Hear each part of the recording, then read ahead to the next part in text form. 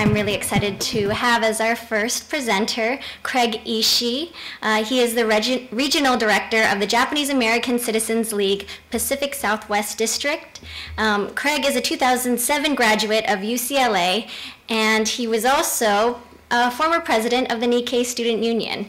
He gave me a long job description of what he does at the JACL, but I think what is most interesting about what Craig does is he creates youth programs for the community, most significantly bridging communities, project community, and the Nikkei community internship.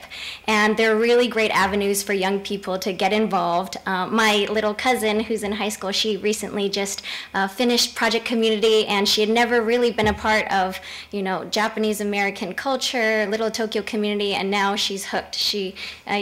Craig is a great person to work with. He's very enthusiastic, very inspiring, and I hope he will move you tonight with his PechaKucha presentation. So everyone, please give me a hand in welcoming my friend Craig Ishii.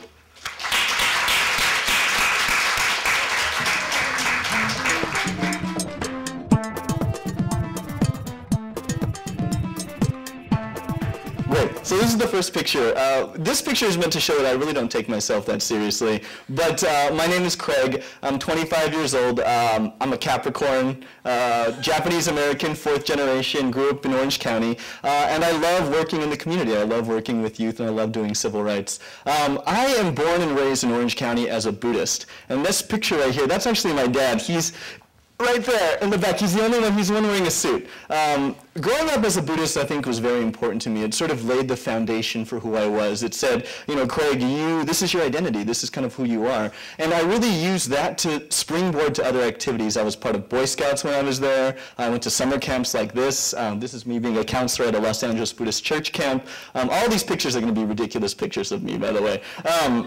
But I had a chance to do all these different activities, whether it was Boy Scouts, whether it was just going to church every Sunday. It really kind of laid the foundation for me to participate later in life. And this next slide you guys are going to like. This is really, I think, what transformed me. I went to UCLA, and I was part of the UCLA Nikkei Student Union. This is a cultural night that we did, as well as a couple of our staff meetings.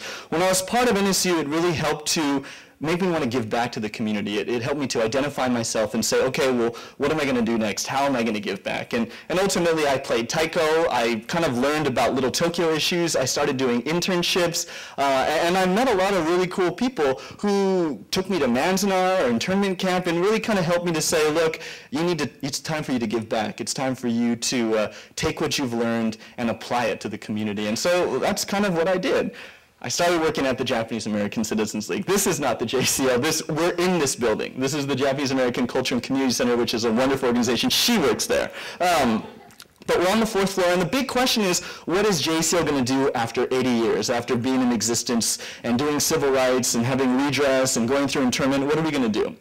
We started small. We said, well, maybe we'll do a program for high school students. Maybe we'll help them discover some of the same things that I think we discovered when we were in college. And we said maybe the earlier that they learn it, the earlier that they could start giving back to community. And so we started with these 15 kids here.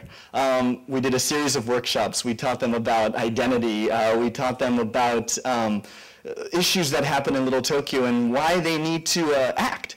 This is a picture of a participant, and she's talking about where she came from. She wants to go to UCLA one day. She also goes to church and really identifies these things as pieces of her that help to identify who she is. And ultimately, as you can see, it's the same story. By helping her identify who she was, it helped her kind of connect with the other students. And of course, we do this in a very fun and interactive way. And so this right here, we're almost more immature than the participants that we work with. So we do these little games and these activities with them. And ultimately, the point is, through having fun, you're still sort of learning about major community issues. And the program has grown each year. We started with 14 students our first year. The second year we got, this is a picture from the second year, we had 17 students. I got to be in the middle of this picture, pretty much like all the other pictures. But and after that, this year we had 30 participants. We had some of our alumni come back to the program, and they said, we want to be involved again. We want to kind of give back. And ultimately, from Project Community, we started spreading it beyond that. This program here connects Japanese American students with Muslim American students. They were able to share their identities, say, well, this is what it means to be Japanese American, this is what it means to be Muslim American, and they were able to really kind of identify with each other, kind of talk about shared community struggles or different community struggles and how they can connect to each other. And again, we always do it in a fun and sort of interactive way. But I think that's really the essence of what our programs are all about, is that we started small, but we kind of continued into the future. The alumni want to come back, and there's no like simple process for it. It just kind of keeps growing. It's very organic, and we just kind of work with it. I mean, Stacy, this girl right up there, she's our current program coordinator. What we do is our meetings are kind of crazy. We kind of just say, okay, well, there's this civil rights issue coming along, or we have this awards dinner coming up. How can we, utilize the people that we've met, the people that now have a passion to work in the community? How can we connect those people back into the community? And it is sort of a process. But I think the important thing is that what is the reason why we do all this stuff? The reason I think why I do it is this is 6 generations of NSU presidents from UCLA. We're at Manzanar, and we're not part of any program. We're not going there because NSU took us anymore. We're there because we generally want to be there.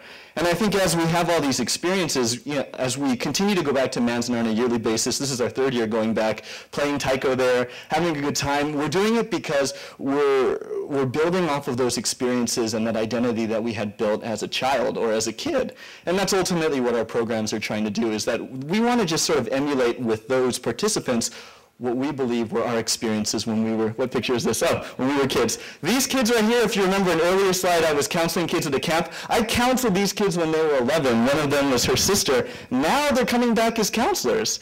And the point is that there's no program to say, oh, we're going to pipeline you back in. They wanted to come back because they wanted to create the same experience for those kids as they had received. This person right here, he is hugging his auntie, Nobuko Miyamoto, who is a wonderful performing artist. And he was part of our Bridging Communities program. He came back and said, I want to present the award for my aunt because I just realized all the great things that she does. It's a very organic process. And so these are kind of the last few slides, but this is not even JACL. This is the JACCC's Children's Fun Run.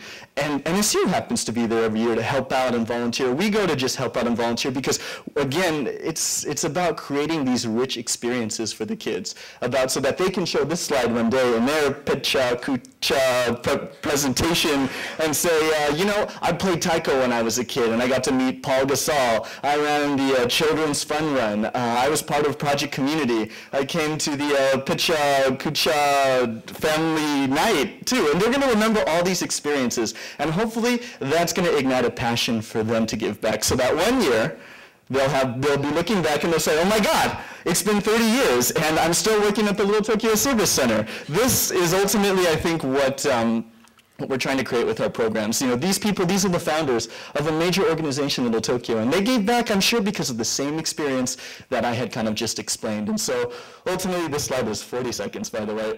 But ultimately, that's, I think, what my presentation is all about, is that our programs create a passion, and our programs really build off of experiences that kids already have, or that youth already have, and that's ultimately what I think makes them want to give back at the end of the day. So, thank you.